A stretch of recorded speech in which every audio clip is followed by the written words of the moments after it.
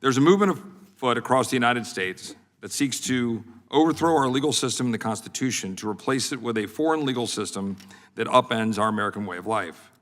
It seeks to replace these foundational elements of our constitutional order with Islamic law, known as Sharia. The principles of Sharia are at odds with the Constitution and the laws of the United States.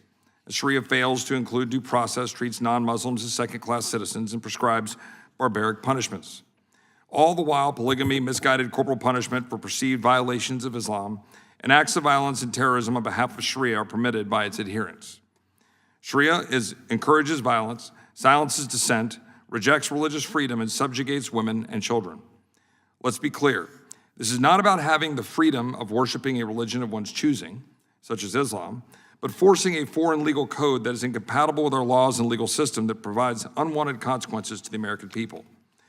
It's everything we've fought against for more than 250 years. Islamists are forcing their legal code onto non-believers by violence or the threat of it by any means necessary. There's been a 48% increase in green cards to these countries from 2002 to 2023 after 9/11.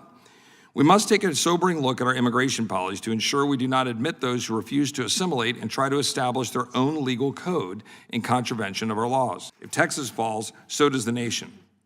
These efforts to undermine the Constitution and demonstrate political Islam have only been worsened by an unchecked immigration system that admitted Sharia adherence into our borders. Europe gives us a clear example of what will happen if we don't close the door on Sharia now. Chip Roy talking about Sharia law like it's an actual threat to the country would be simply ridiculous or sad.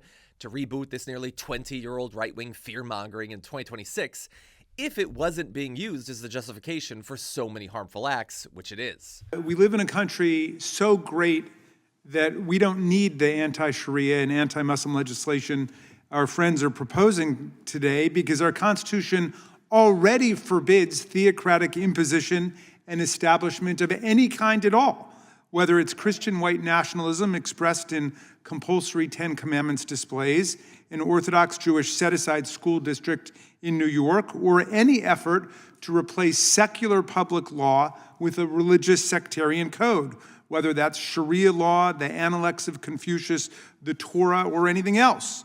So this completely unnecessary hearing, another distraction from the administration's cover-up of the Epstein files and the continuing brutal violation of people's constitutional rights in Minneapolis, is a wonderful opportunity to remind ourselves why our Constitution has 3 essential religion clauses and why they do all of the work that people are talking about doing today. The Establishment Clause, the Free Exercise Clause, and the clause guaranteeing no religious tests for public office.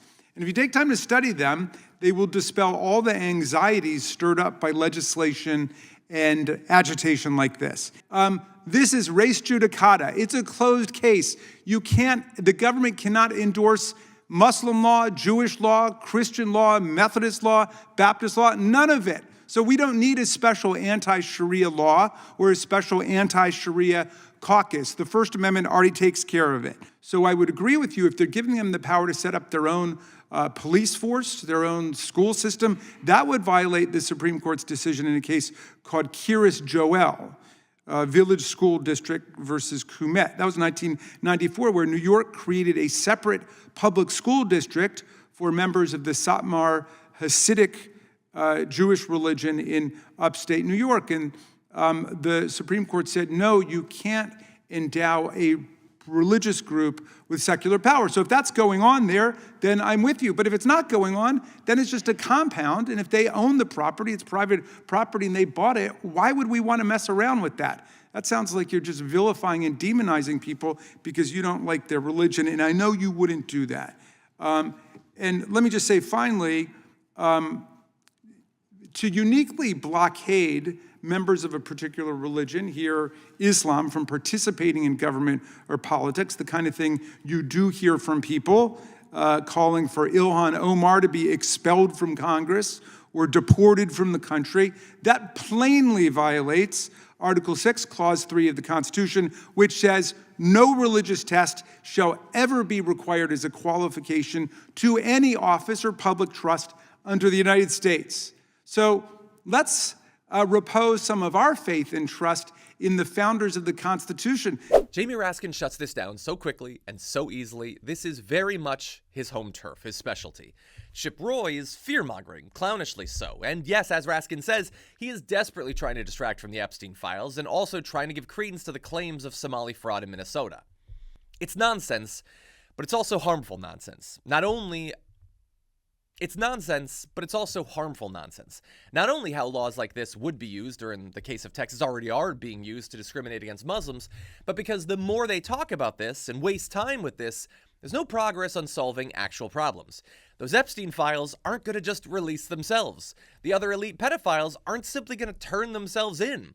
We deserve serious representation that will seriously pursue serious solutions to serious problems, but instead we're left with Chip Roy, a serious pain in all of our asses.